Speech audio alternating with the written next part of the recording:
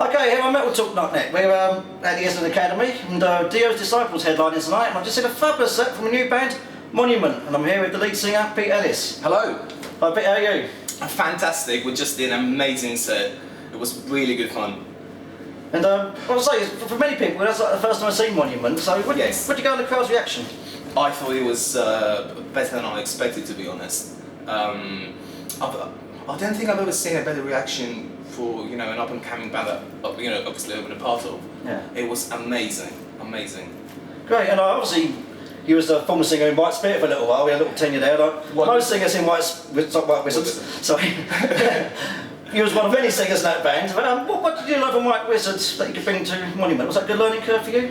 Oh, absolutely. Especially like with my singing and everything, because before that I was in a UK-based band called More IC. Yeah. And it was more thrashy, sort of, metalcore-y type stuff. So I never really had the chance to sing properly the way I want to sing in a band. And in White Wizard, I got to do that. So it was really, it was a really good experience. And obviously, earache signed band, bigger level, headline tours and everything. So I learned a lot. Exactly, on how to do things and what not to do as well. Yep. So, because obviously, there's been like lineup changes and all sorts of things. And in your sound, it's like a very 80s metal sound, and it was an Iron Maiden thing going on there. Is Iron Maiden influence on you? Absolutely. It's not just Iron Maiden, it's a lot of Judas Priest in there, and there's a lot of Thin Lizzy in there, because if you think about it, obviously the first reaction is going to be Iron Maiden, but at the same time though, those twin guitar harmonies and everything, they come from Thin Lizzy, Wishbone Ash. Exactly, yeah. So it's not an Iron Maiden thing, because I listen to those bands more right now more than I listen to Iron Maiden. Yeah. So that's the thing. Sometimes I think we get that tag, the Iron Maiden thing, unjustifiably, to be honest. Yeah. But obviously, massive influence, as well as Judas Priest. All the high screams I do and everything, and obviously Ronnie James Dio, massive influence on me. We'll talk about it in a minute. And let's talk about the 80s metal sounds. Like you're a young band, young guys, and obviously. You might be only about one or two when those bands would go around the 80s. So what made you sort of get into that sound rather than, because like the younger bands today, they go for a different direction in the metal field, really, but that is what I call a classic heavy metal sound, is what you're doing tonight. So what sort of got you into that in the first place? It's just really bloody good. Yeah. It's just good music. You can just literally just pick up an acoustic, start playing along to the songs and just start singing and have a great fucking time. I can't see someone doing that with Suicide Silence stuff, you know what I mean? Like 30 years from now, kids are going to pick up the guitar, first thing they're going to learn, Smoke in the Water. Yeah. That's the type of music I want to make. Great. And you've got a new EP out, it's just come out, it's been launched officially today, not an EP. Tell us more about that. It's a debut EP. I started working on that immediately after I left White Wizard last year.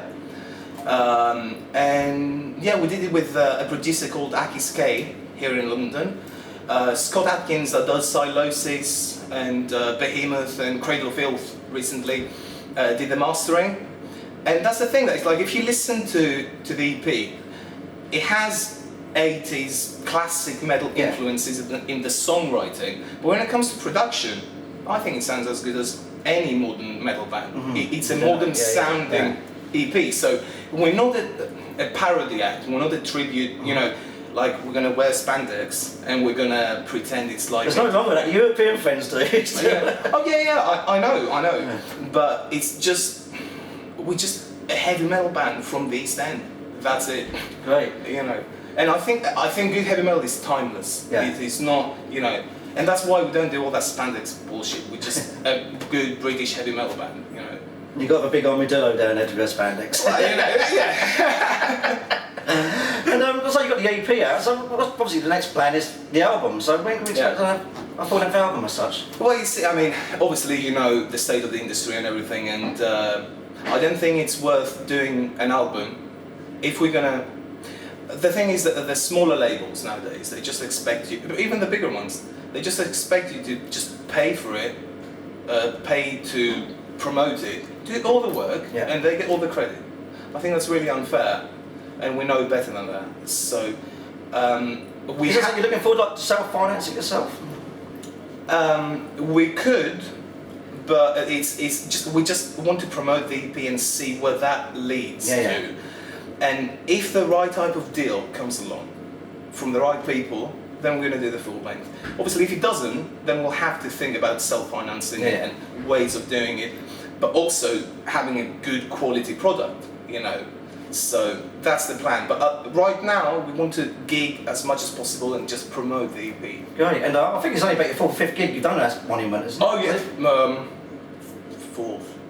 And obviously, not a bad one, no, fourth gig under your belts and you get to support Dearest Disciples. Not bad at all. Yeah. But no, it's just, well, like I said, I mean, that says everything really, doesn't it? So, which I think we're very unique in the sense that we're doing something, we dare to do something that most bands from London don't. Yeah. They think that this is just, oh, you know, a thing of the past, and it's not. It really isn't. It's good music from the heart. You know, it's not a gimmick, it's from the heart. So that's what makes us different, I think. Just talk about Ronnie James Dio, say he's no longer with us, but I believe you met him once, didn't you? Well, that's my, you know, my big regret in life. I never actually got to meet Ronnie. I met Simon, his drummer Simon Wright, when I was in White Wizard. Through a mutual friend, I got invited to a barbecue at Wendy Dio's house. Yeah. So that's when I met Simon Wright. So, and we kept in touch and everything. He's a lovely guy. Yeah. And you can see like the influence that Ronnie had on all his friends, you know, and his bandmates. Like there's a severe sort of sense of like loss, and just it's pretty intense, you know. But yeah, no, never got a chance to meet him. But I'm really glad that I met at least, you know, I met band. Yeah, exactly. You know.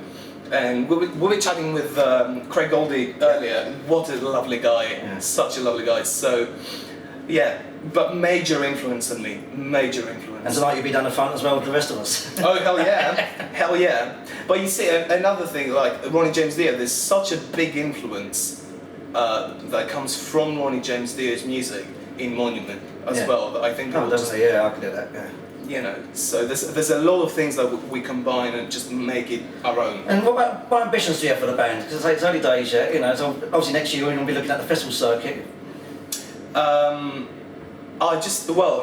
Again, you know, if you're a new band and it's like, you know, things are really tough, obviously we have great management in place right now, Black Raider, and we're just doing the best we can to get as much exposure as we can. Yeah.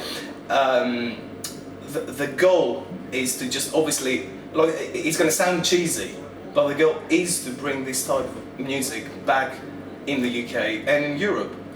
And I think if you're not, it's the fact that we are based in London gives us credibility. Yeah. Because like I said, I walk the same streets that Steve Harris used to walk back in the day. Like literally, I live in Barking. You know, that's my reality. Like I was saying to you earlier, that's my reality. So, and it comes across. There's a reason why we sound the way we sound. It's real. It's not something that's manufactured or by design.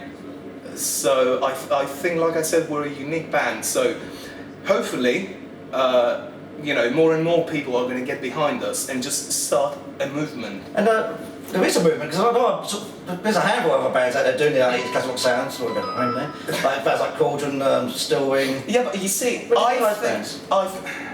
to be honest with you, and nothing against those guys, but most of those bands, to me, it sounds like they're taking the piss. Like, especially the vocals. It literally sounds like someone just makes fun of 80s metal. It just, I don't see it as a credible... Don't you feel the enthusiasm there for those bands? Oh, absolutely, absolutely. And there's an audience, but I think that audience that is there deserves a quality product that is real, and it comes from musicians that know what they're doing, instead of just, you know, a parody tribute acts. You know, so that, I think that's the difference between those bands and Monument. And tell us who's in Monument, because you've got some new guys, because I believe, I forget his name, sorry, you must remind me, the guy from, another former member of White Wizard. Oh, Louis Stevens. Yeah. Oh, yeah. We used to be in White Wizard together in LA, and we became really close friends. We used to live together there, and we left the band around the same time. So, I mean, it's natural that, you know, he's in the band. We have Jim Ramsey, who is a childhood friend of mine, on the bass. And he's one of those guys that's like just so energetic, and like the way he plays is like Geezer Butler meets Steve Harris on steroids. You know, it's just insane. Dave Del Cid the other guitar player, again, what a performer. I mean, it's like, I just watch videos of him and just, I'm entertained just watching him. And on the drums we have Matt C, who used to be in a band called Biomechanical. Yeah. I don't know if you remember. Yeah. And they used to work with, they were signed to ERA back in the day. Yeah. But again, it's one of those things, you see, Matt C always wanted to play this type of music. And back in the day, no one was interested. It was all about technical metal and just aggression. Well, funny enough, 10 years ago, you would have been very hard pushed to find musicians who want to play his music. Absolutely right, yeah. That's why I started. I can actually sing the heaviest stuff really well as well. Yeah. But the reason for that is that I just couldn't get a gig, you know, with the way I sing naturally. No one was interested.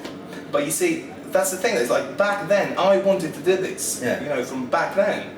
But things were really, really difficult. But it's so nice to see things turning around like the other way now. And of course, you know, the fun is like 18-year-old fans absolutely lucking his music up. So Yeah. that's good. But I think that the internet, I mean, it really helped in that case with younger fans becoming familiar and getting introduced to those older bands. So I think that that really helped, and that's partly the reason why we have this heavy metal, sort of true heavy metal comeback, I think. Yeah. And heavy metal will never die. Oh, absolutely, absolutely. Like I was saying to you earlier, good heavy metal is timeless. Yeah. I don't see it as retro or any of that stuff. No, it's never gone away in many ways. Exactly. So it's always there. Yeah.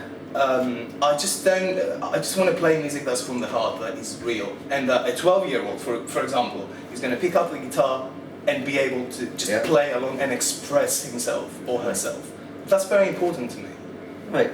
Pete, it's been fantastic talking to you. Same here. Monument. Yeah, Thank you very much. Tonight it's available now, so Go get that shit. Yes. buy it or download it, but buy it, get the real thing. Yeah, come on. All the best for the future. Thanks All very right, much. cheers. Cheers. Take care. Cheers.